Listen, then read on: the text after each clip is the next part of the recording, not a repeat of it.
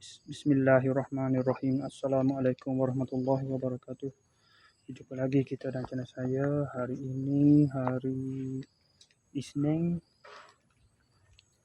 Hari Isnin.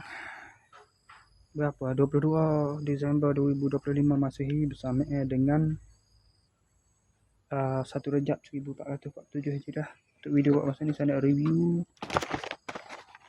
hadiah untuk hadiah cemerlang untuk Kak Sarah dan juga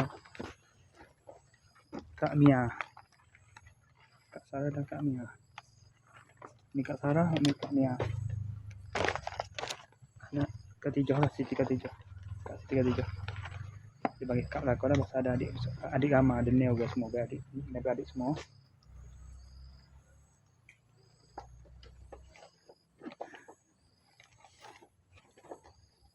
Jadi tu lah. Sekadar tu ya.